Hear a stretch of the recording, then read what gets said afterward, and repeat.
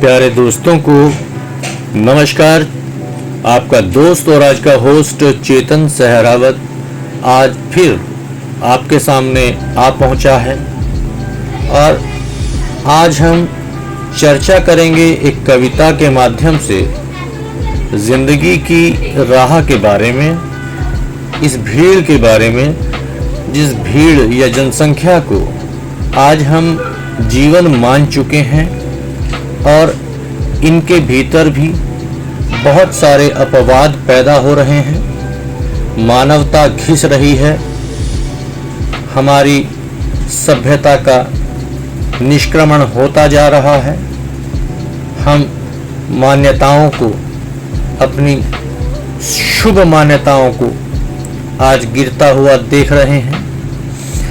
इन्हीं कुछ बिंदुओं पर मैं आज एक कविता अपने दोस्तों के नाम अर्पित करता हूँ। आपके सामने है आपका दोस्त आरजे चेतन सहरावत। तो दोस्तों, मैं रिश्तों की ही बात करूँगा। रिश्तों से ही शुरू होता है किसी जमात का बनना, रिश्तों से ही कोई बनती है भीड़, और हम रिश्तों को जब निभाते चले जाते हैं तो बन जाते हैं वो मानवीय बंधन। मैं शुरुआत करूं इससे पहले मैं आप सबसे एक दरख्वास्त करना चाहता हूं कि मेरे प्यारे दोस्तों, आप सिर्फ मुझे व्यूज़ में बढ़ोतरी करते हैं लेकिन मुझे कोई कमेंट नहीं देते।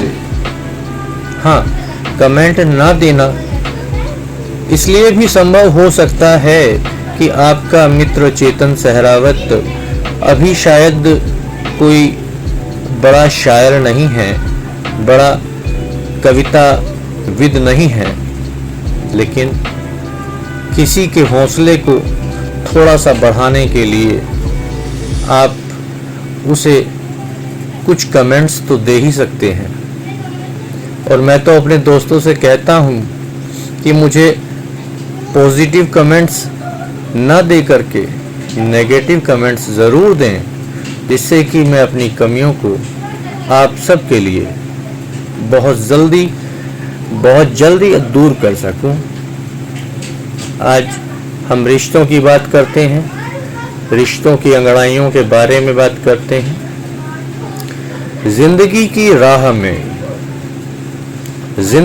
राह में रिश्तों की भीड़ में कुछ ऐसे मानवीय रिश्ते जो अनजाने में बन जाते हैं।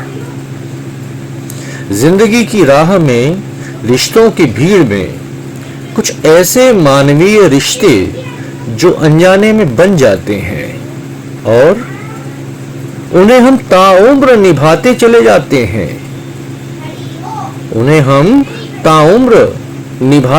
जाते हैं। ये अजीब से बेनाम रिश्ते बांधते हैं मानवीय बंधनों में, जो चाह कर भी नहीं टूटते और उन रिश्तों से अधिक मजबूत होते हैं जो अनाम तो नहीं होते परंतु बोझ समझकर उम्र भर ढोए जाते हैं। तभी इंसान को शायद उन अनाम रिश्तों में बंधना अधिक प्रियकर लगता है, जिनका कोई दाम तो नहीं होता परंतु सुकून ढोए हुए रिश्तों से बहुत ज्यादा होता है। जहां मैंने ढोए हुए रिश्ते का नाम लिया, ये वही रिश्ते हैं जो अपने घर परिवार के रिश्ते होते हैं, अपने चाचा ताई खाला फूफा इस तरीके के रिश्ते होते हैं। हम अपनी पूरी जिंदगी को इन रिश्तों के परिपालन में बिता देते हैं, जबकि हमारी सोच में इन रिश्तों की सोच का कहीं कहीं तो 1% भी सानिध्य नहीं होता। दोनों की सोच बिल्कुल दूसरी दिशाओं में जाती हैं। एक उदाहरण के तौर पर अगर मैं कहूं कि मेरा भाई, तो मेरा सगा भाई एक मेरे लिए एक ऐसा रिश्ता है जो खून का रिश्ता है, किंतु उसकी सोच उत्तर दिशा में जाती है। अगर तो मेरी सोच दक्षिण दिशा में जाती है। इसलिए हमारे बीच में एक अपवाद पैदा होता रहता है और हम उस अपवाद को सिर्फ और सिर्फ इसलिए ढोते चले जाते हैं क्योंकि वो हमारा खून का रिश्ता है। अब किसी रिश्ते को ढोना, बशर्ते कि वो खून का रिश्ता है, क्या वो बेहतर होगा उस रिश्ते से जिस रिश्ते में आपने अपने अंतरंग का, आपने अपने दिली फरमान का जिक्र किया हो? मैं वही तो कहना चाहता हूं, ये कविता यही तो कहना चाहती है कि कुछ रिश्ते अनजाने में बन जाते हैं, कुछ घटनाएं ऐसी घट जाती हैं कि हम दूसरे व्यक्ति से इतना प्यार कर बैठते हैं कि उसके साथ बैठना, बात करना हमें अधिक पसंद हो जाता है। किंतु हमारी सभ्यता, हमारा समाज इस बात को बिल्कुल अलहदा कर देता है। अगर एक स्त्री को किसी पुरुष की बात अच्छी लगती है, उनके व्यवहार अच्छे लगते हैं, उनसे बात करके उन्हें सुकून मिलता है, हाँ बस कमी एक बात की है कि उनके बीच कोई खून का रिश्ता नहीं है, उनके बीच कोई धर्म का रिश्ता नहीं है, उन्हें मजबूरन अलग कर दिया जाता है और उन अजनबी रिश्तों को कहीं फिर अहमियत भी नहीं मिलती। अहमियत सिर्फ उन्हीं रिश्तों को मिलती है जो रिश्ते हमारे खून से तैयार होते हैं, चाहे वो हमारी दुश्मनी या हमारे सामने वाले की दुश्मनी की नींव पर टिके हुए हों, उन्हें रिश्ते कहते हैं। आज मैं अपने श्रोताओं से एक सवाल चाहता हूं जानना, सवाल का जवाब चाहता हूं जानना कि वो मुझे बताएं, रिश्ते कौन से होते हैं? एक ढोए हुए रिश्ते जिनको कि आप खून से जोड़ते हैं और जिनमें आपकी दिलचस्पी उसमें 1% भी नहीं होती, सिर्फ आप उन्हें ढोते हैं क्योंकि आपके इर्द गिर्द का समाज ऐसा है, उस समाज को इस तरीके से बनाया गया है। आप निसंकोच अपने रिश्तों का चयन नहीं कर पाते, अराजकता फैल जाती है। लेकिन जहां अपने ही रिश्ते आपके लिए खाई खोदते हों, आपको कुएं में डालने का प्रयास करते हो, उसके उपरांत भी आप उन रिश्तों को जबरदस्ती किसी दूसरे व्यक्ति पर थोपते हैं और उनका कर्तव्य उन्हें याद दिलाते हैं। अरे भाई, मेरी इस कविता की लाइनों का लब्बो लुआब यही तो है कि आखिर ये रिश्ते तय करने की परंपरा किसने रखी? हजारों साल पुरानी परंपरा है, लेकिन मुझे इस परंपरा पर एक प्रश्न चिन्ह लगाने का हक तो है। अगर किसी को जवाब देने की कोई गूढ़तम ज्ञान है तो मैं जानना चाहता हूं कि भाई मुझे भी वो ज्ञान दे दो कि अजनबी रिश्ते किसी काम नहीं आते और अपने खून के रिश्ते उन्हें हमें कर्तव्य के तहत, समाज के कर्तव्य के तहत निभाना ही पड़ेगा। ये कविता काफी गांभीर्य को लिए हुए है। एक बार दोबारा से इस कविता का पाठ कर दूं। प्रश्न मैंने पूछ लिया है।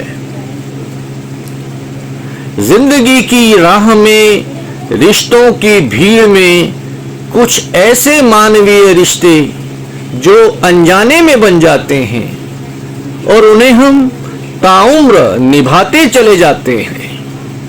ये अजीब से, ये बेनाम से रिश्ते बांधते हैं मानवीय बंधनों में जो चाहकर भी नहीं टूटते और उन रिश्तों से अधिक मजबूत होते हैं जो आवाम तो नहीं होते,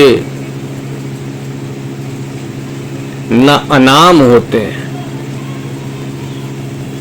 परंतु बोझ समझकर उम्र भर ढोए जाते हैं। तभी इंसान को शायद उन अनाम रिश्तों में बंधना अधिक प्रियकर लगता है, जिनका कोई नाम तो नहीं होता परंतु सुकून ढोए हुए रिश्तों से अधिक होता है। दोस्तों, हमारी मित्रता को अगर अलग रख दें और अपने रिश्तों की बात करें तो आज मैं आपसे एक प्रश्न पूछता हूं। हमारे देश में बहुत बहस छिड़ती हैं, समाचार चैनलों पर बहुत बहस छिड़ती हैं, राजनीति होती है और राजनीति राष्ट्र स्तर पर नहीं घरेलू स्तर पर होती है। समाज अपने आप को प्रतिष्ठित करने के लिए ये ब्राह्मणवादी नियमों को सबसे ऊपर रखते हैं। अरे, जिसने समय पर मेरी सहायता की, जो समय पर मेरे काम आ सका, मेरा तो वही रिश्ता हुआ ना, चाहे वो रिश्ता बेनाम क्यों ना हो, उसका कोई नाम कुछ भी न रखा गया हो, लेकिन मेरे लिए वह व्यक्ति बहुत जरूरी हो गया। उस व्यक्ति का सम्मान करना मेरे लिए एक सोच बन गई, क्योंकि उसने निस्वार्थ मेरी जब आवश्यकता थी उसने मेरी मदद की थी। और दूसरे रिश्ते कि ये मेरे फूफा का लड़का, ये मेरे मामा की लड़की, ये रिश्ते तो समाज को सिकोड़ रहे हैं, समाज के रेडियस को, समाज के डायमीटर को सिकोड़ रहे हैं। इस प्रकार के रिश्ते तो एक वृत्ताकार परिवार की परिधि को छोटा बनाते जा रहे हैं और खासम खास मैं बताऊं तो ऐसे रिश्ते, ये जो खून के रिश्ते जिन्हें बोलते हैं, ऐसे रिश्ते आज किसी का कत्ल करने में, किसी का हक हथियाने में, किसी पर आरोप लगाने में, किसी पर नहीं अपनों पर आरोप लगाने में बहुत ही सुदृढ़ हो चुके हैं। तदोपरांत भी हमारा समाज उन्हीं पुरानी वेदियों पर बैठकर पाठ करता है कि समाज में रिश्ते कौन से होते हैं, कौन से रिश्तों की मियाद मजबूत होती है, कौन से रिश्ते हमें स्वीकार्य होते हैं और कौन से रिश्तों को हमें अस्वीकार कर देना चाहिए। ये कैसा समाज है? इस समाज में हमारी मीडिया क्यों इतनी दिलचस्पी ले रही है? उनके कार्यक्रमों को करने के लिए क्या कोई अन्य विषय नहीं मिलते? आप हिंदू मुस्लिम की बात करते हैं, कीजिए, लेकिन जब तक कोई मुस्लिम मेरे प्रति कोई हिंसावादी कदम नहीं उठा रहा है और मेरी इज्जत को नीलाम नहीं कर रहा है, मैं उसे गलत कैसे कह सकता हूं? और रिश्ता तो गलत और सही का होता है। आप सही कर रहे हैं तो आपके खून का रिश्ता ना भी हो तो वो एक रिश्ता बन जाता है, और आप गलत कर रहे हैं तो आपका खून का रिश्ता भले ही हो, वो रिश्ता एक धोखा बन जाता है। आपको क्या पसंद है? अपनों से धोखा खाना, जिन्हें आप अपने रिश्तों में शामिल करते हैं, या उन अनजान मुसाफिरों से रिश्ता रखना, उनके पास रहना, उनसे दोस्ती निभाना जो समय पर आपके काम आते हैं। बस दो रिश्ते हैं, एक अनाम रिश्ता और एक बोझ का रिश्ता। बोझ के रिश्ते पर खून की स्टांप लगा दी जाती है, अनाम रिश्ते पर आपके खिलाफ समाज खड़ा होकर अपनी नैतिकता की मोहर लगाता है। मेरे प्यारे दोस्तों, बहुत गंभीर विषय है यह कि हमें किसे ऊपर रखना चाहिए।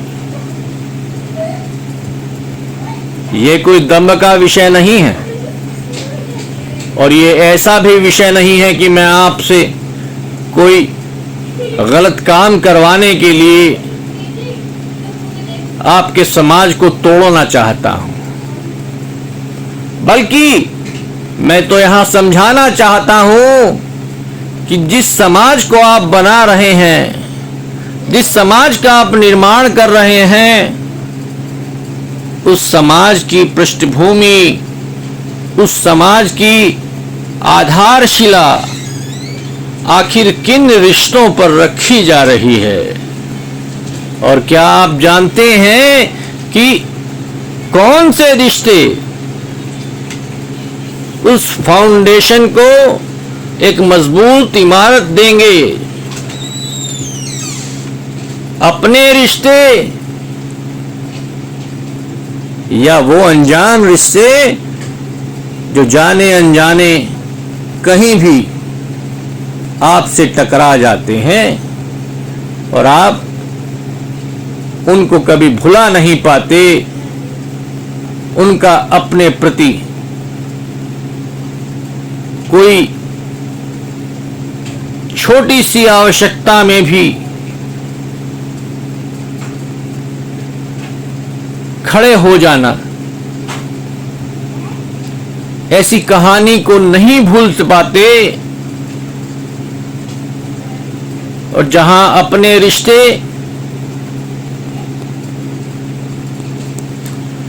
घर में बाप के मरते ही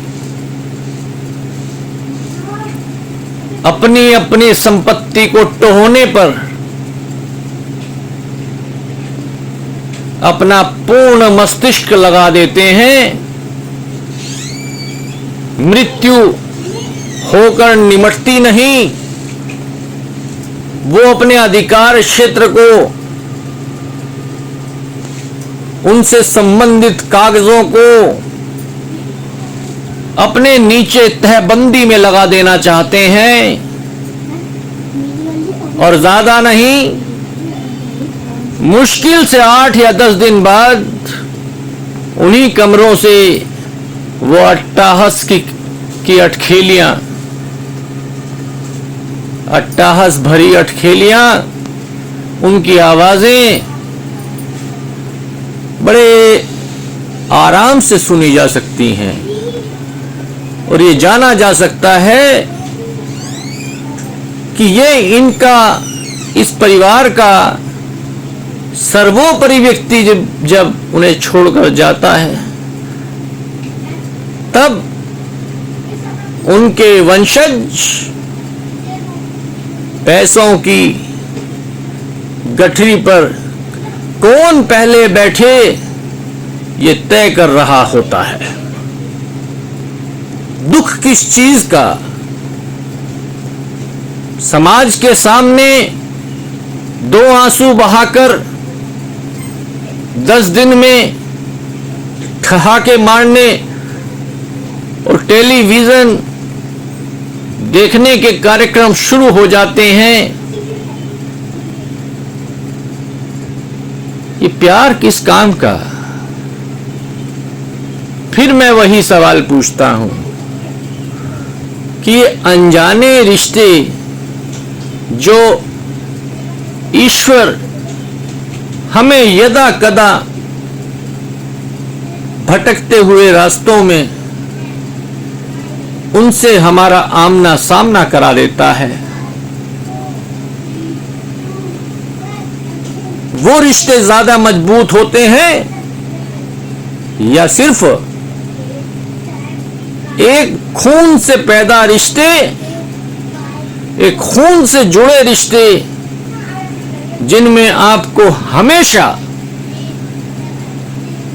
एक दूसरे पर शक बना रहता है, जिनमें आपको हमेशा एक दूसरे से ज्यादा संपत्ति को कब्जाने की भीड़ सामने दिखाई देती है। इन दोनों रिश्तों में आप किस रिश्ते को अधिक महत्व देंगे? आज का बस इतना सा सवाल है। आप मुझे भी बताएं कि आप किस रिश्ते को ज्यादा बेहतरीन मानते हैं, ज्यादा भरोसेमंद मानते हैं, और क्या इन रिश्तों के माध्यम से समाज में, जो समाज आज